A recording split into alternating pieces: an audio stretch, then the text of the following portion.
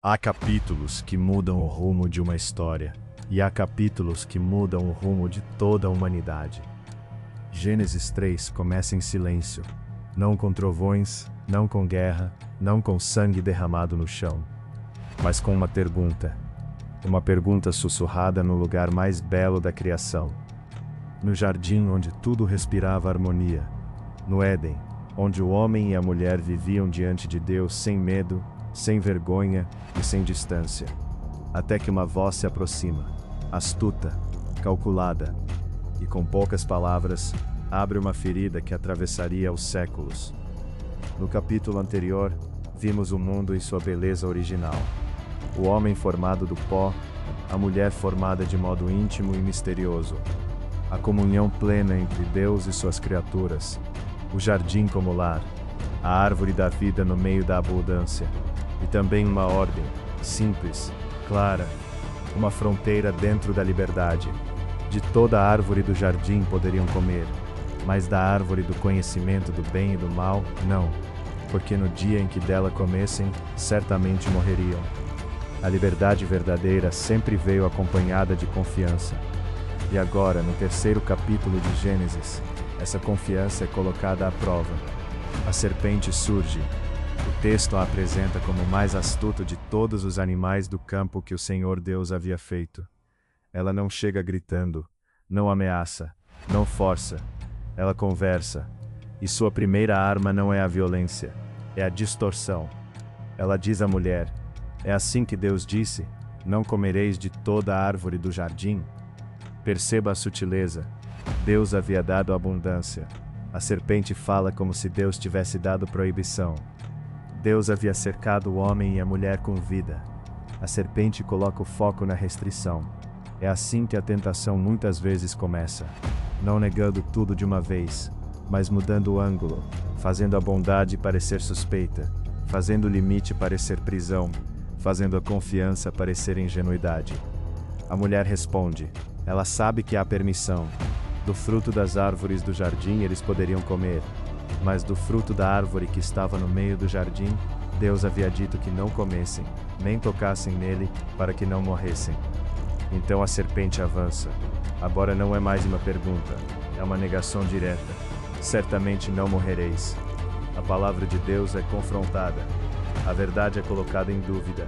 E em seguida, vem a sugestão mais perigosa. Porque Deus sabe que no dia em que comerdes desse fruto, vossos olhos se abrirão, e sereis como Deus, conhecendo o bem e o mal. A tentação se disfarça de promessa. Promete visão, promete grandeza, promete independência, promete que o ser humano pode ser completo sem se submeter ao Criador. A serpente não apresenta o pecado como destruição, apresenta como iluminação, como liberdade, como elevação. E a mulher olha para a árvore. O texto nos conduz ao momento exato em que o desejo se forma.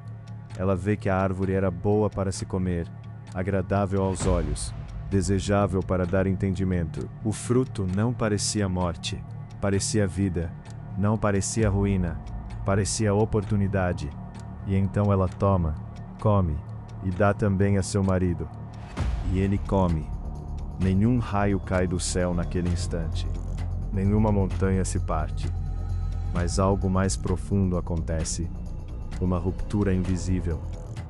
O mundo continua de pé. Mas dentro do ser humano, algo se quebra. Então os olhos de ambos se abrem. Mas não como a serpente havia prometido. Eles não se tornam plenos. Não se tornam deuses. Eles percebem que estão nus. A inocência se perde. A vergonha nasce. Aquilo que antes era transparência se torna exposição. Aquilo que antes era comunhão se torna medo. E pela primeira vez, o ser humano tenta cobrir a si mesmo. Eles cosem folhas de figueira, fazem aventais, criam uma proteção frágil, um remendo contra uma ferida que não sabiam curar. Essa é uma das imagens mais dolorosas da Bíblia. O ser humano tentando resolver, com folhas, aquilo que se rompeu no coração, tentando esconder a vergonha com as próprias mãos, tentando reconstruir às pressas a paz que havia perdido. Então chega a tarde, e o jardim que antes era lugar de encontro, torna-se cenário de fuga. Eles ouvem a voz do Senhor Deus, que passeava no jardim à tardinha. A mesma presença que antes era alegria, agora provoca pavor. O mesmo Deus que caminhava perto, agora é evitado. O homem e sua mulher se escondem entre as árvores do jardim, entre as árvores que Deus havia feito, entre as dádivas do próprio Criador. É como se a criação antes recebida como presente, agora fosse usada como esconderijo. Mas Deus chama, e essa chamada ecoa através dos tempos: onde estás? Deus não pergunta porque perdeu o homem de vista. Ele pergunta porque o homem perdeu o lugar diante de Deus. Onde estás? Essa não é apenas uma pergunta geográfica. É uma pergunta espiritual. Onde você está agora? Onde está o seu coração? Onde está a confiança que havia entre nós? Onde está a criatura que caminhava sem medo na minha presença? O homem responde: ouvi a tua voz no jardim, e tive medo porque estava nu, e escondi-me. Medo, nudez, esconderijo.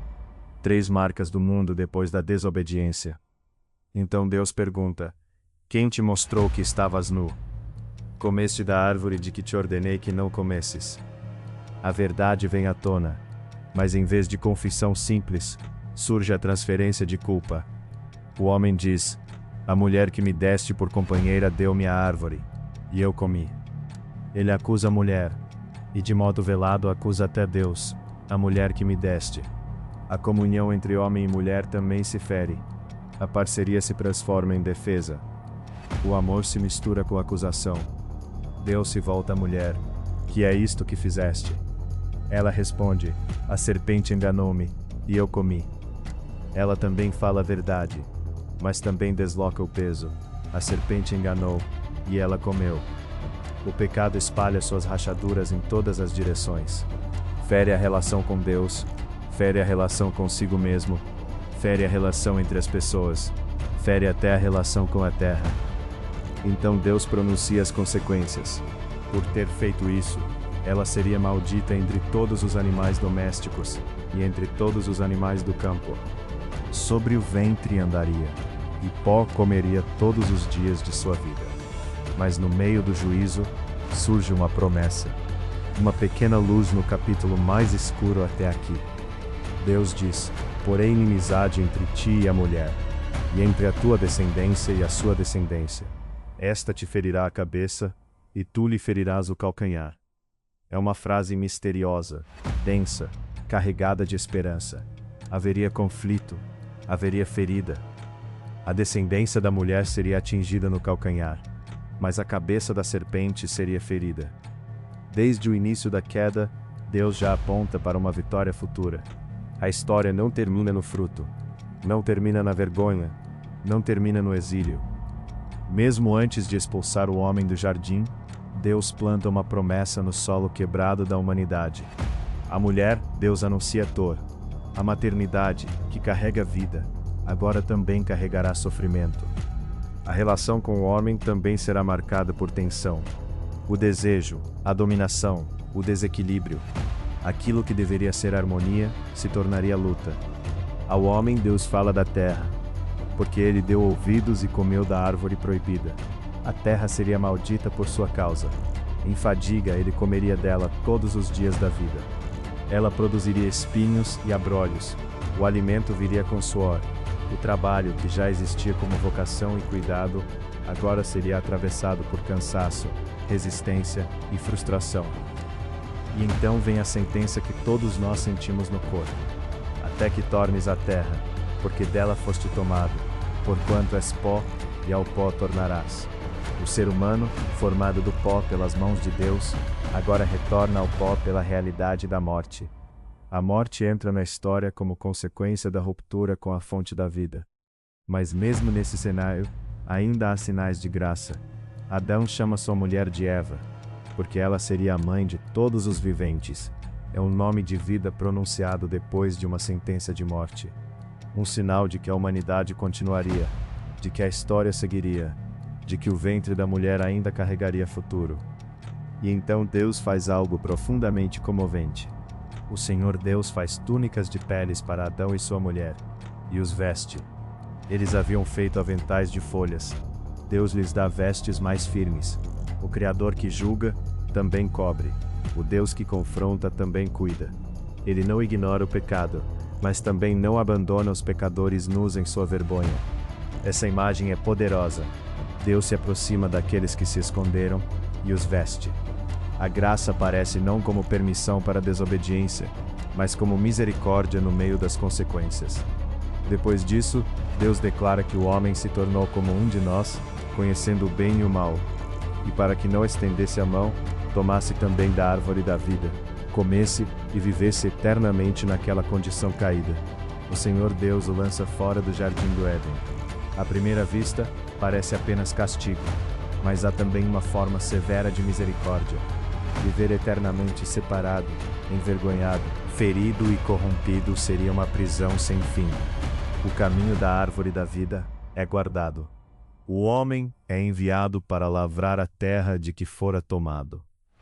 E ao oriente do jardim do Éden, Deus põe querubins, e uma espada flamejante que se volvia por todos os lados, guardando o caminho da árvore da vida. A porta do Éden se fecha. O capítulo termina com distância, com exílio, com uma espada em chamas.